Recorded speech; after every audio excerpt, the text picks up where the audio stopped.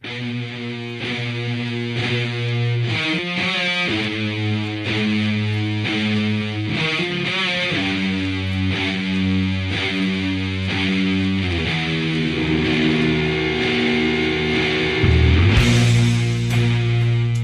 Serena, and thanks for joining us for the 6th episode of Damnation Versus. How are you?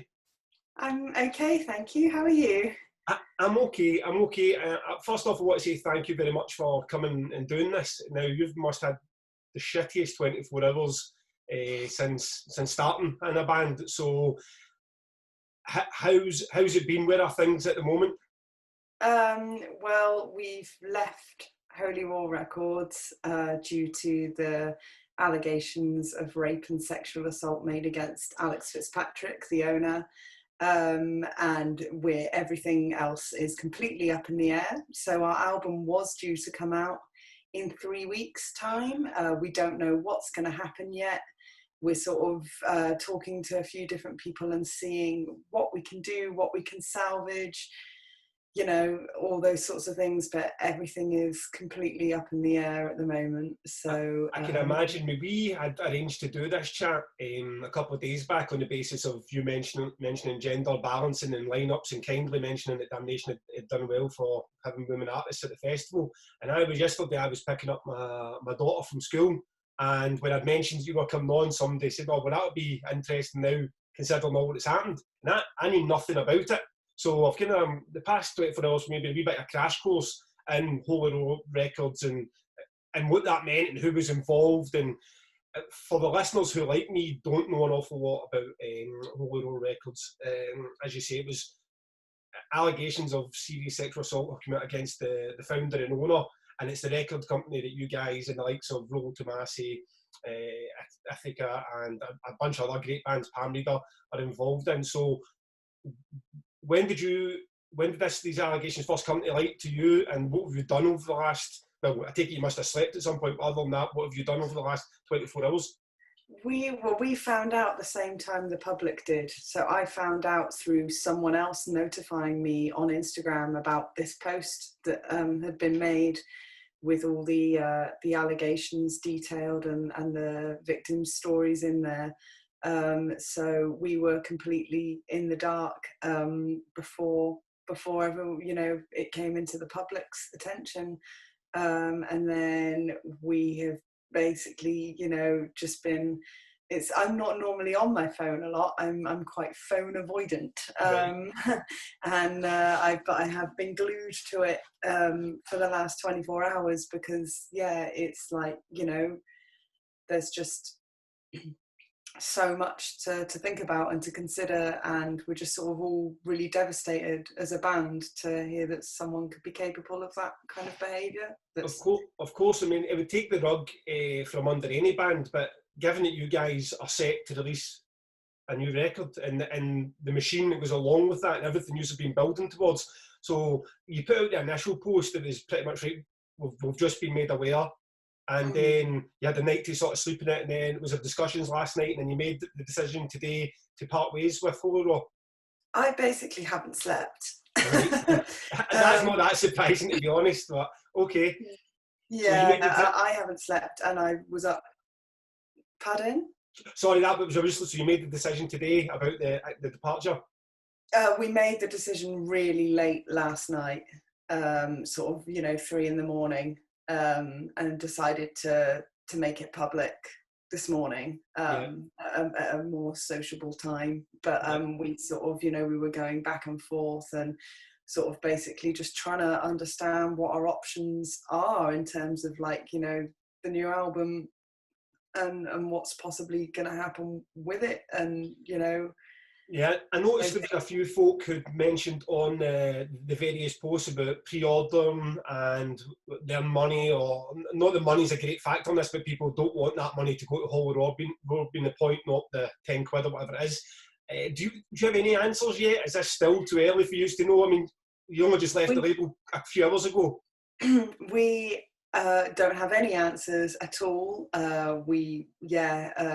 Everything is still just sort of everyone at the same time trying to figure out what's possible, what's legal, what we can do, what we can't do, all those things. It's such a kind of unprecedented circumstance for all of us, for the other label staff who've all just left the label, and for the bands who had releases coming out soon like we did. It's, you know, the records are pressed, they're there, so it's not as straightforward as not having that stock and just being able to leave. But we don't know anything. The only thing I can suggest with the pre-orders is for people to cancel them and to request a refund. So that would be my suggestion, really, if you pre-ordered the album. Yeah. I mean, it's not only do you guys get hit with that news, then you made the first post, and what sickened me a wee bit about the reaction to a couple of people in the first post is that you can never be pure enough. You know, it's like you can never be enough. People need to take a pretty horrible situation and make it either about them or claim the higher moral high ground. So what happened in the post I saw was a first guy, and this is a wee bit detailed, I'll come in two parts, and I'd like you just to come back in it when you can. So the first guy made this, he wanted to make it about him having a conversation with this guy from Holy Road in 2017 about some slam death band who apparently had some logo that featured the words "maggot-infested womb of a molested nun dying under the roof of a burning church while a priest watches." Now, he wasn't happy with the reaction from Alex, so then he took it to the Holy Road bands. And I thought the response that Liam had given him at the time was perfectly respectful. He said he didn't agree with it, but he would take it up, flag it up, etc., etc. Now, he waited until yesterday to pull this screenshot back out and then start hammering you guys, like, let's boycott Svalbard. And is that how... We woke up yesterday morning in Svalbard with a band that were singing about equal opportunities and revenge porn and domestic abuse, and then by the afternoon we were at a boycott. I mean, it must have been hard enough just dealing with the news without having that crap to deal with. I think it's that difficulty of the kind of, that's riddled the left wing, of the kind of, it's become like the snake eating its own tail. Yes. Of, instead of sort of supporting and listening to each other and growing together and realizing that people learn and grow and through, not, I don't want to say mistakes because I don't feel that Liam did make a mistake, but you know, you are always on a journey learning how to handle things better. We don't always know the perfect way straight away, but it is this kind of attitude that seems quite prevalent amongst the left wing of kind of, you know, that's it, you didn't get it right this one time and therefore you're just as bad. Yeah. You know, I mean, my only standpoint, it was difficult for me because, as I said in my personal response, I didn't actually have anything to do with the Svalbard Instagram for years because I was being harassed by a stalker.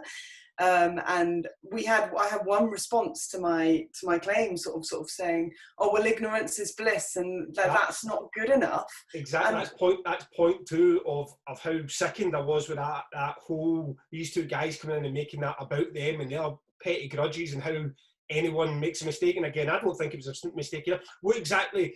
Also in my head when I was playing it through is, what result was it looking for? Did you guys have to ditch your label and your careers and everything then because of a slam death's band name? I mean, I don't understand. Is there ever a result with these guys? So what happened is you posted up and you were very honest. I don't know if that was the first time you'd ever revealed to the public what happened to you on Instagram or if it's something you spoke about before, but you said that you were being sexually harassed on Instagram, so you'd stepped away from it. And the second guy piles in, and his point's even more ridiculous because now he's saying to you, well, ignorance is bliss and choose what you're going to comment on. And I said, well, hold on a second, because now you're saying that this cartoon nun, molestation of a cartoon nun in a band's name is more important and relevant than the woman that's standing in front of you telling you that she has been subjected to this sexual harassment on Instagram. So, hold on, if you say the snake's eating its tail, why aren't we eating him now? Because he's just dismissed your experience completely to get one-upmanship. Now, you guys then would have had that chat last night and Liam comes on and then he makes an apology. So now there's 2 public apologies. There's a horrific personal experience there. And it was really telling that both those guys that had made those complaints, neither of them liked or acknowledged the fact that the 2 apologies had been made. They just wanted to make it clear that you weren't good enough, your band weren't good enough, and their point was more important than anything you had to reply with. There was never going to be a reply for them. So that, at that point, you must have been absolutely knocked for 6.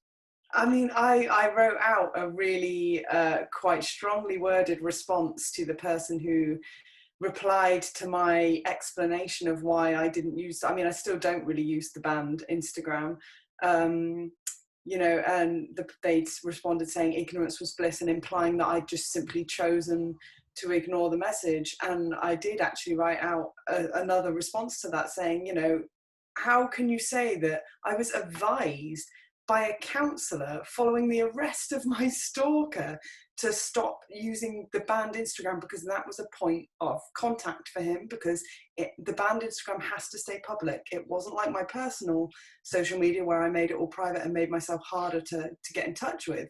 The banned stuff obviously has to stay in the public eye. So it was still a way that I could be harassed by someone.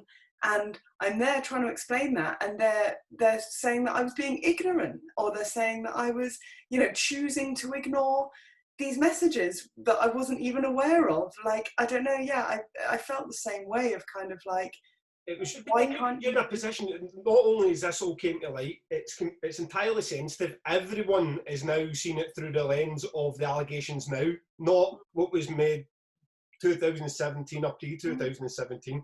So you guys, it's just, one, what's enough for these people? Yeah. They're just out to always get you. I mean, is it just like torch everything in front of you? Like Svalbard must be cancelled, Polo Road must be cancelled, everything in between must be cancelled. And where does that go? Why I'm terrified with stuff like that, as you say, the left eating the left, is when does that become ingested? Have a Alp death metal artwork and there's a naked woman in the front being impaled by an alien. So what we're doing now, we're glorifying violence against women. And if so, why are they playing Damnation? Damnation should be cancelled, Ingested should be cancelled. I mean, where does it just become so ridiculous that it gains absolutely nothing? Yeah, yeah. I think my big issue with it is we are an openly, outwardly spoken feminist left-wing band. Pick a bigger target, guys, you know. Svalbard's a problem. Svalbard's a problem. My colleague and I, we booked a black metal band that had some dodgy pack. We woke up one day as Nazis. I mean, that was it. I mean, we're just 2 guys that woke up one day as Nazis. And you're like, are we the target? We're the target. Yeah. You know, it gets ridiculous. So, taking it on from there, what's that? Do you want to say anything else about that? We had to address it. We couldn't come on to this podcast and try and brush over and pretend it's not happened. Is there anything else you want to say about that before we move on to Women in Metal, which was really the point of us meeting up to having this chat? I mean, I almost feel it, you know, we just stand in solidarity with the victims here, and we really want to show our full support towards them and applaud their bravery for speaking out. I know personally how difficult it can be to speak out about these things, and the sort of backlash and the doubt and the just all the kind of shit storm that you're met with for doing these things. So I just want to say thanks to the people who've spoken out for making us all aware of these allegations. Okay, I would like to say well said on behalf of Damnation and Damnation Versus, and thank you again for coming on to have a chat about it. It would have been the easiest thing in the world just to cancel this today, so I think that says a lot as well.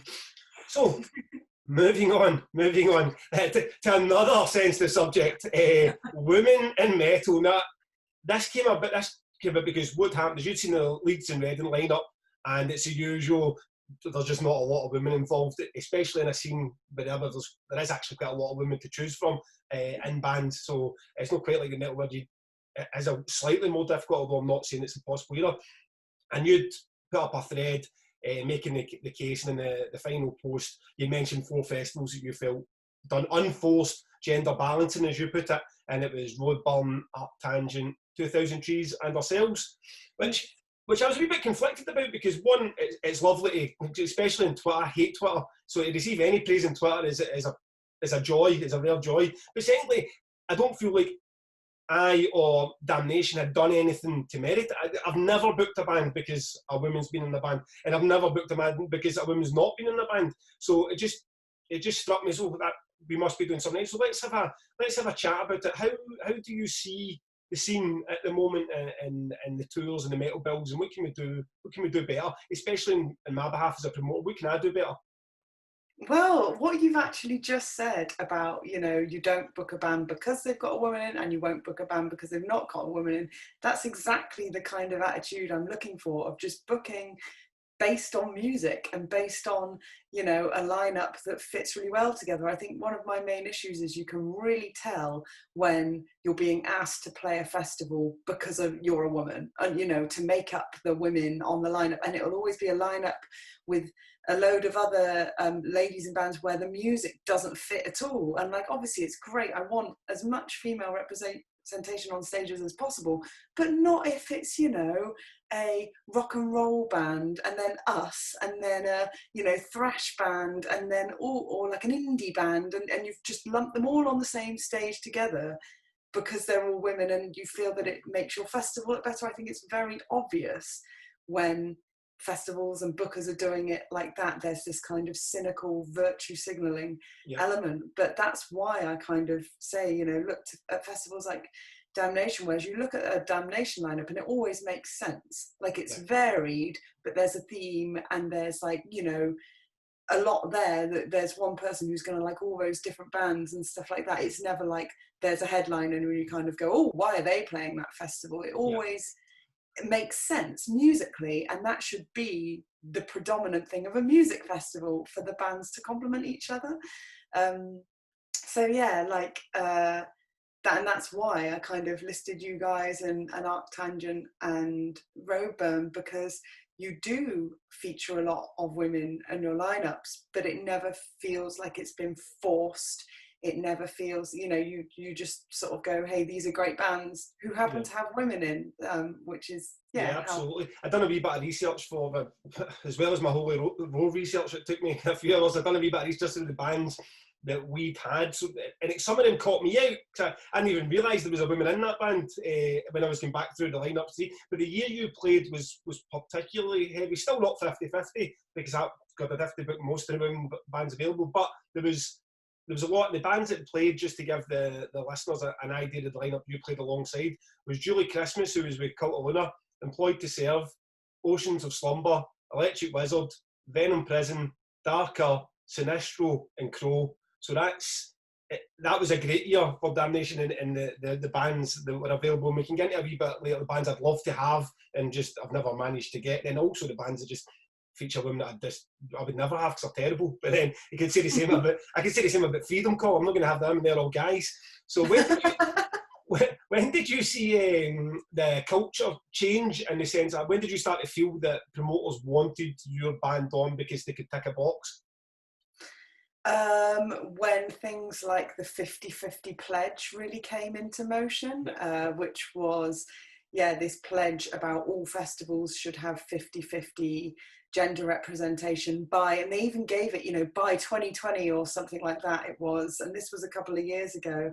And this was when it really started to change, and we were getting just really bizarre requests to play lineups and festivals, smaller sort of day festivals and things, where our music really didn't fit the bill, but the sort of festivals were really sort of making a song and dance and making it very public that we're getting as many women on as possible. But that doesn't come, as a musician, that doesn't come first to me, to be known as a woman. I'm a guitarist, not a lady in a band. So it's I felt like, my key kind of point with these changes is like, positive discrimination is still discrimination, and it's still sort of not taking me just as a musician. And also I felt playing a festival with a load of bands who sound nothing like us,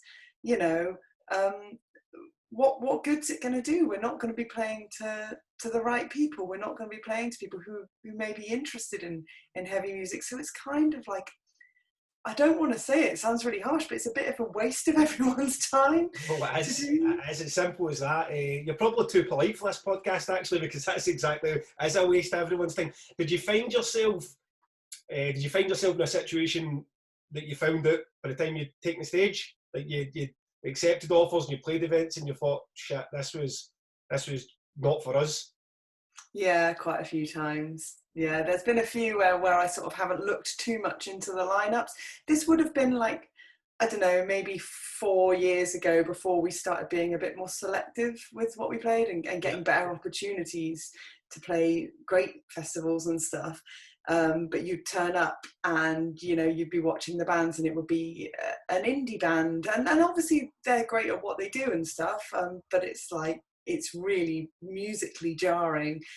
But obviously they have women in, and then you come in and we have women in, and it's all very much, you know, or some people are really blatant with it. Like some people will do a festival called like Woman Fest, or what's it called, Lady Fest or stuff. There's loads of them.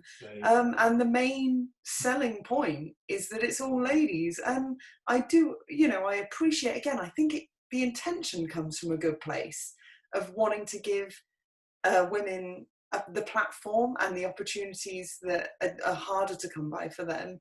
But you know, just lumping everyone together on the sole basis of gender, when really it should be about the music. Yeah, and we had the situation up in Scotland where the organiser of Tea in the Park, their new festival Transmit, they got the same sort of grief that all the major festivals had about the gender balancing and the lack of women in the bills, and they renamed this stage the Queen Tuts tent, so it was a tent for all female artists, or at least featuring female artists, and then the criticism came the other direction because then you're discriminating. And so, I mean, what's your feelings on, even if it's a single stage where folk are trying, you still think that's just a bit like, can we not just try and get it right for the start? I feel that doing a single stage and putting all the women on that stage creates an unnecessary segregation. Like, we don't need a separate stage. We can play on the other stages with the guys. You know, it was almost treating it like a sport where you'll have like a women's league and a men's league, but there's no difference between like me playing guitar and the guy in my band playing guitar. So it's like, yeah, I'm not keen on like segregation and giving women their own stages and stuff like that. I think just do your festival. There are the great thing is there's so many more women in bands and so many more women in great metal bands at the moment. So festivals like Download and Bloodstock and Damnation and everything, you're not struggling for choice. Like, I think there's lots of artists, sort of some really heavy and some sort of more on the new metal side of things, that can play those festivals and like be great representations of women, so that there are women on the stages, but also not kind of just the token there to sort of make the festival look good, if you know what I mean. Of course. Do you agree or even accept that there is a difficult to try and get women involved, not by the time they're at your stage, but involved in the scene? Because I have the ticket sale information for Damnation, and it's 90% men and 10% women. And as you're saying, we're one of the good examples where there is no discrimination. The first podcast that I done for Damnation Versus, by accident, it was Vicky Hungerford from Bloodstock. It was supposed to be Dave Hunt, but they switched around. So when we seen the viewing figures for that, it was similar. It was 92% men, 8% women. But how do we get folk interested before they even get to the guitar? Before they even get to the guitar? How do you get women to, like, I want to go to that gig, I want to watch that podcast that's got a man and a woman on it, I want to pick up the guitar and learn to be in Svalbard? I think the representation is key, because, you know, it's like you watch something that has characters that you relate to in it, and you feel, this is for me, this speaks for me, this is, you know, relates to my life. And if you go to a show and you see women on stage, it just kind of like opens up that sense of possibility, because it's so ingrained from a really young age. Like, something I always think back on is like when I was younger. I mean, even sort of 15 years ago when I started going to gigs and stuff, it was always all guys. Like, you know, it would be like a real, I think some of the first shows I went to was like Kitty and Arch Enemy, and those could be the only ones I can list off the top of my head. And I went to a lot of shows where there was women, but at those shows I felt different. I felt like, you know, yeah, there's just more connection there, watching as a woman. So I feel better, more representation of women would definitely hopefully draw more women in. Obviously I can't speak for all women, but it definitely does for me. But then also I think a key element that really puts women off is the gatekeeping aspect that's prevalent, especially in extreme metal. Of, I can tell you stories from, you know, when I first started going to gigs and people saying, why are you here? Oh, you're only here because your boyfriend likes the band. Why are you wearing that band shirt? Can you name 3 albums by that band? You just get questioned so much. And there's always the suspicion that as a woman, you can't possibly actually like metal for yourself. So I think that puts a lot of people off, because it's like running a gauntlet and you feel like you have to prove your worth just to be there. Very quickly get switched off or something, because as you're getting into any sort of trend or music, I suppose, if you feel there's some sort of pushback in it right for the very start. Obviously I've never been in that position, because I show up and I'm just a guy that shows up with another 90% of guys, so that's interesting to hear. Have you felt a difference in the scene since 2012, since you started with film? Are we getting better, or is it getting worse? It's definitely getting better. Like, less and less do I turn up for a show and the promoter shakes everyone's hand but mine. Less and less do I get told I can't come into the show because I'm just the girlfriend. I have to wait till the show starts so I don't get to sound check. Or like, less and less am I told, you know, what reverb and things I should have on my guitar by the sound person. You know, now there's a lot more of a kind of, and again, I think that's from the representation. I think that's from bands like Venom Prison playing, you know, they were going to tour with Parkway Drive this year. That's some big arenas. That's like amazing representation. And then, you know, bands like Employed to Serve, bands like A.A. Williams, like there's so many talented women out there. And I think that representation silences the criticizers, and it changes people's attitudes. Because so many times in 2012, when we were starting as a band, we would play these shows and people would genuinely come up to me and say things like, oh, I thought you were going to be shit when a girl walked on stage, but you were actually good. Or, you know, the whole you're good for a girl kind of backhanded compliment and stuff.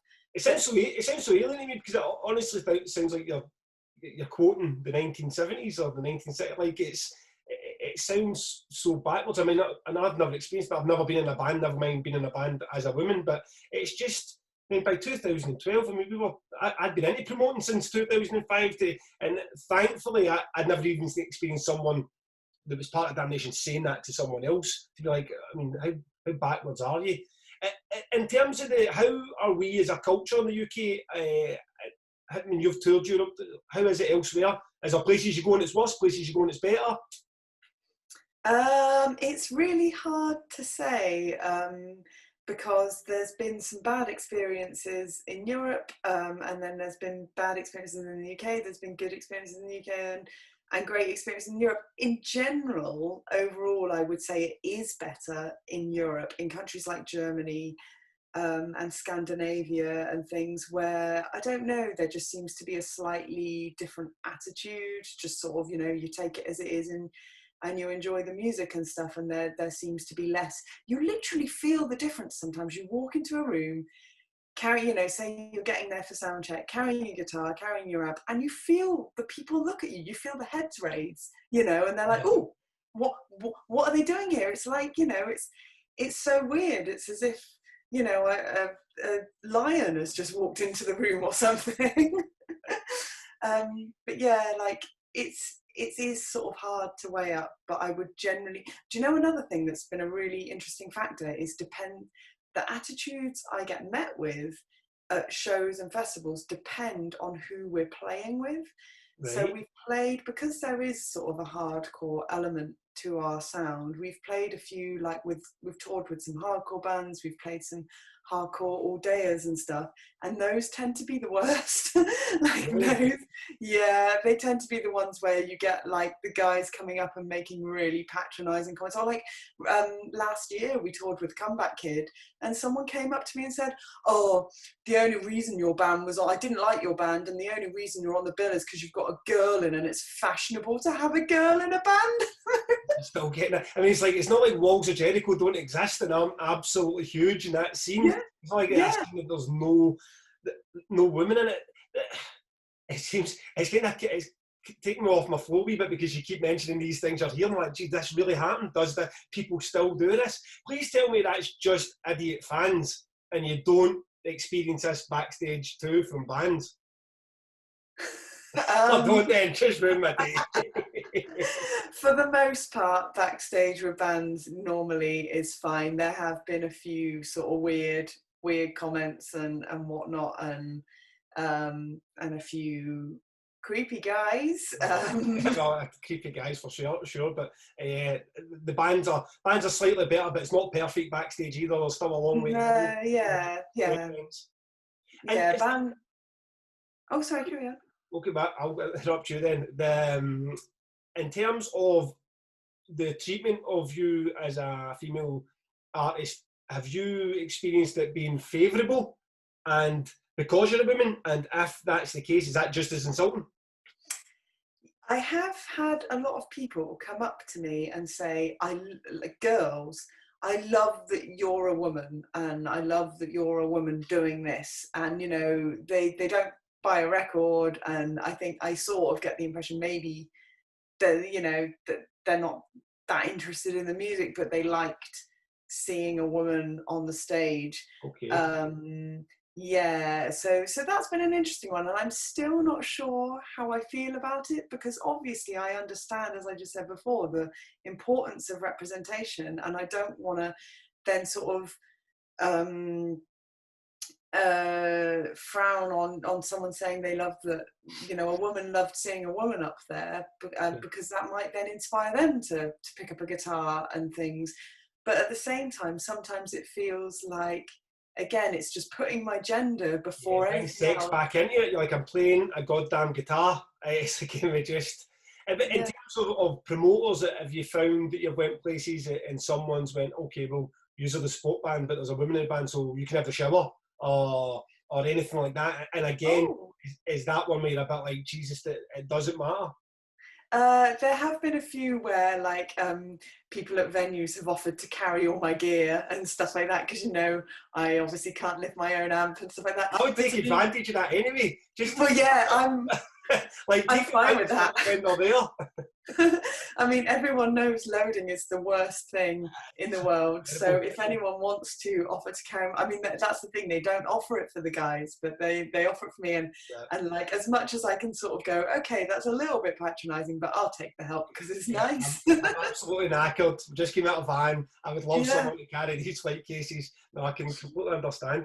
So then, tell me a wee bit. This podcast inadvertently became a sort of behind the scenes, how things go on in terms of tour managing and agents and managers.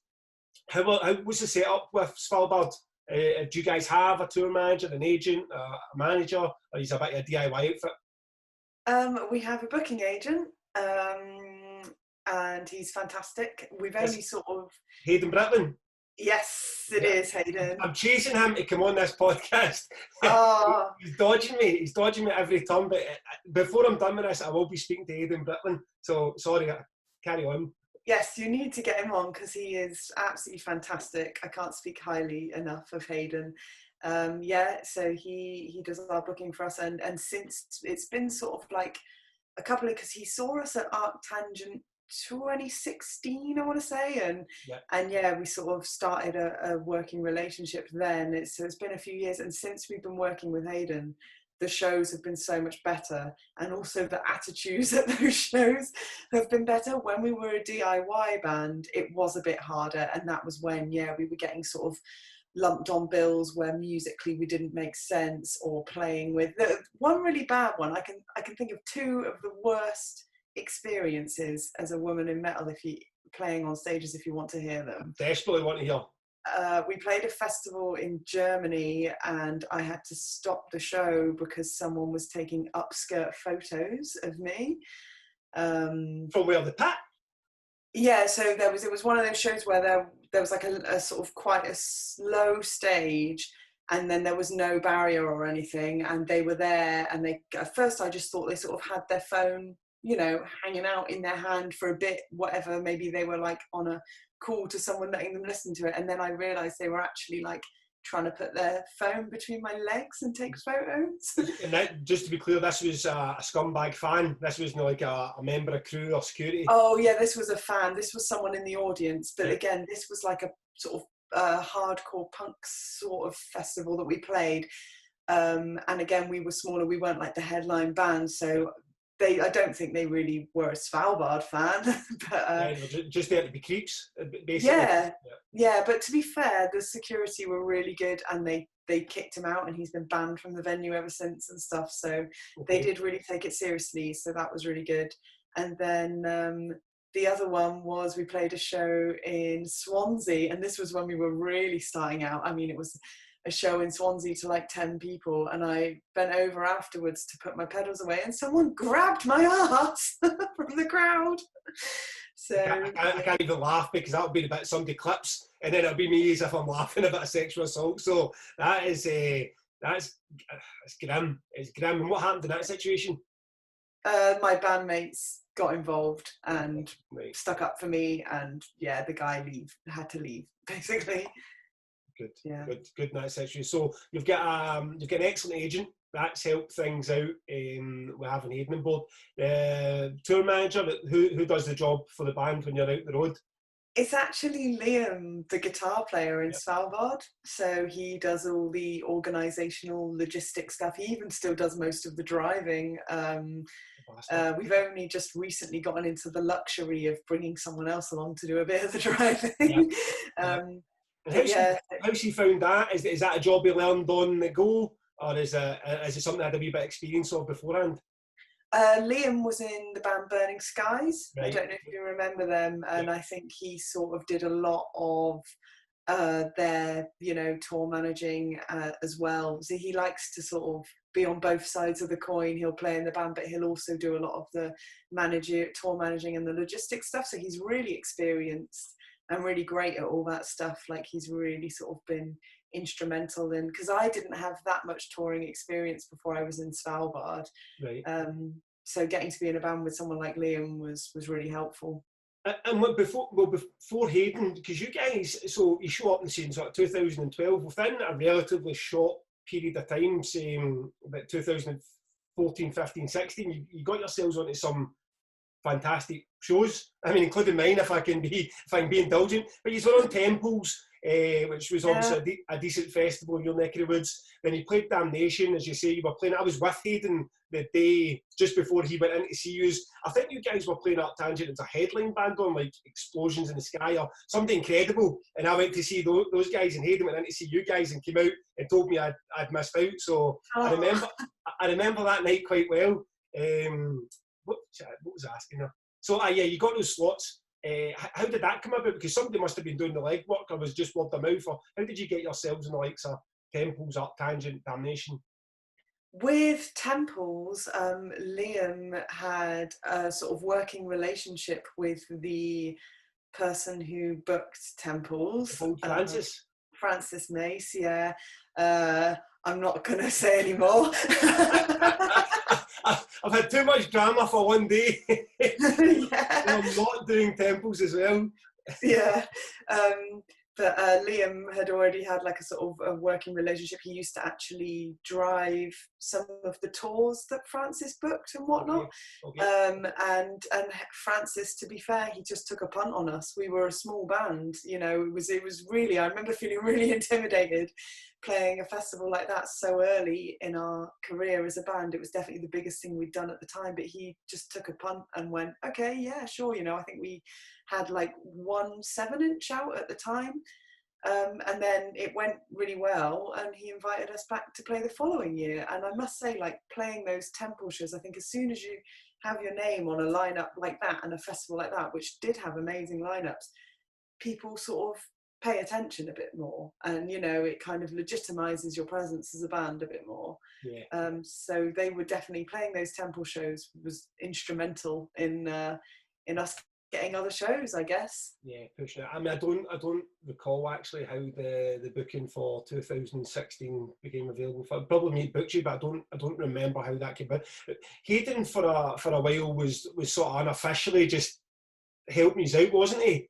Yeah. Was it maybe that? It was something. And you get a lot of agents as well that these guys are good at their job because they keep their ear to the ground, and they'll get involved with a lot of bands. I mean, I had an agent, Ian Shaw, dropped me a message yesterday about some hardcore band from Birmingham to check out that he doesn't even represent. So it was probably that. But things went well quite quickly for Svalbard, and leading up to, I mean, next year, I had a look at your calendar for next year. You're everywhere. You get the main stage at Bloodstock, you're back at Art Tangent, you've got the European Fest, Resurrection Fest, and Moto Culture Fest. I mean, I take it, 2020 has been shit for everyone, but I take it that that's something to at least look forward to. Oh, definitely. Yeah. It's been sort of that Bloodstock one, main stage of Bloodstock, that's like bucket list for me. I still sort of have to pinch myself over it. So yeah, it's been amazing, and that's all been Hayden's hard work and you know, knowledge and everything has got us on these really, really amazing festivals, and we're just like super excited and grateful. Unfortunately, there were some this year that have fallen through and haven't rebooked, like Roskilde, which would have been mad. But yeah, the majority seem to be rebooking for 2021, so fingers crossed we can actually play them. Have you been told definitely that like Roskilde won't happen? Are you guys just trying to get themselves back in a position, see through 2021 and then see what's happening to it? Or is it just a case of you haven't heard yet? They have filled their lineup for next year, so It's unfortunate to see major festivals like that fall through. Have you had festivals you've done so far, overseas in particular, that you've went, well, that's a highlight so far in Tour?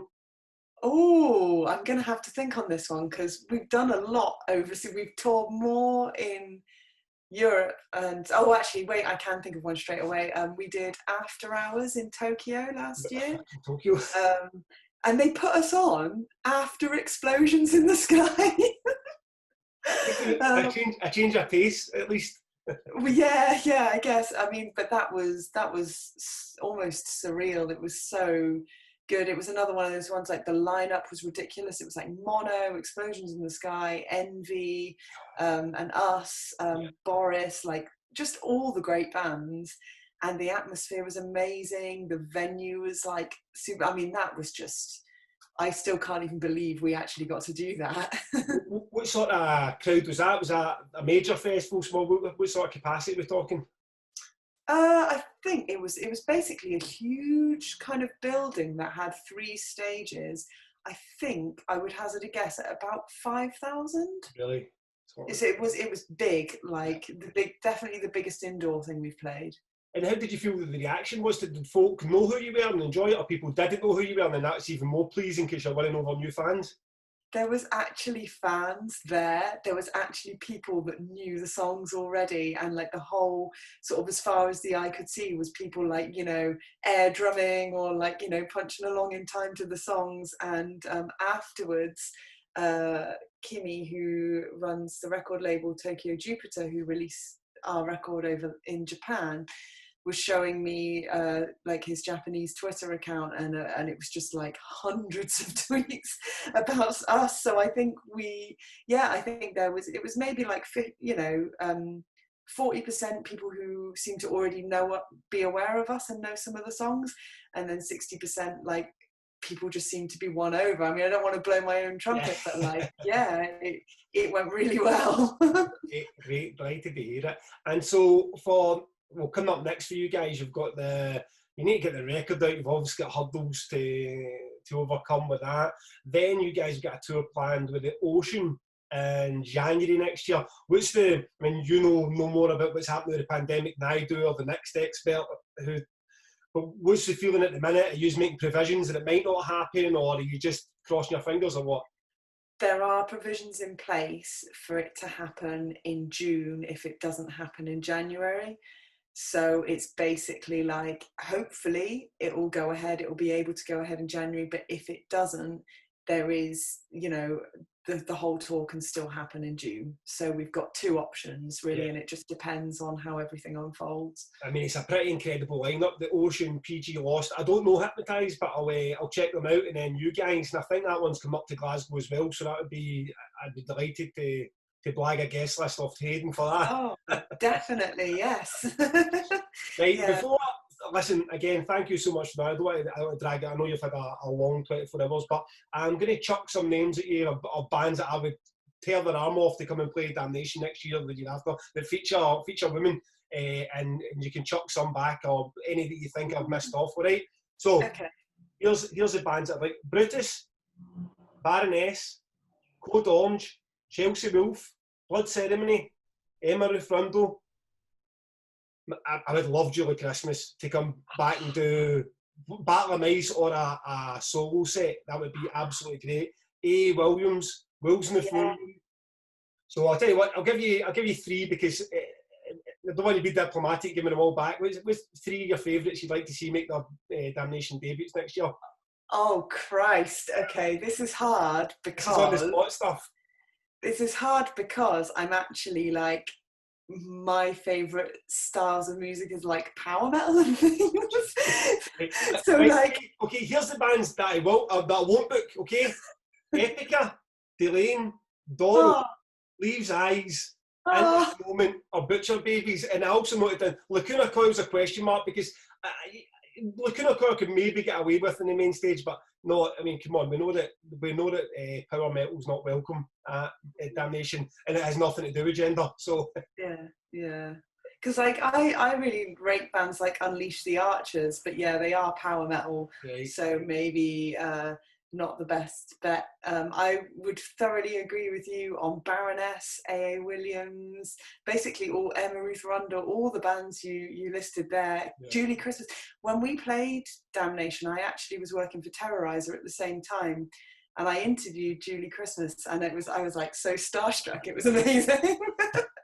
That was such an incredible set. I mean, we were so delighted. I think for most folk involved in Damnation, that was a highlight. Now, I don't know if she's been rebooked to play Roadburn next year or not, but that would be an amazing book. I mean, I love Battle of Mice. Any Battle of Mice stuff that she's done would be utterly incredible. But I've just thought of some more bands. Say that, sorry. I've just thought of some more bands. I only gave you three. Go, chuck some more at me. Okay, I mean, they've probably already played, but Witch Sorrow. Yeah, a couple of times, Yep, Ithaca, who are on the same label as us. Yeah, I saw them opening a stage at Art Tangent, and they were excellent. So, I mean, I hope them at some point. Yeah, they are absolutely crushing live. And, oh God, there was one more, and now it's just escaped my brain. Oh no!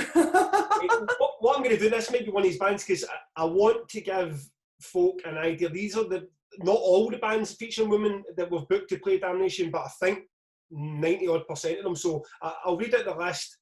I'll bid you farewell, and hopefully, if any promoters are listening and they think, well, I could do some more unforced gender balanced booking than some of these bands. So here goes: Bolt Thrower, Monarch, Mercury Rain, My Dying Bride, Joe Quail, Psy, Roll Tomasi, Oathbreaker, Crippled Black Phoenix, Murka, Psychedelic Witchcraft, Witch Sorrow, Under Smile, Anathema, Agoraphobic Nosebleed, Aberrot, A Forest of Stars, Chthonic, Airship, Aluna, Mono, and that's not including all the 9 bands that played the year that you played, including Julie Christmas on. So if you're listening to this and you want an idea of who you can book for our scene, who will go down, and all those bands went down a storm at Damnation, then there's a wee bit of advice for you.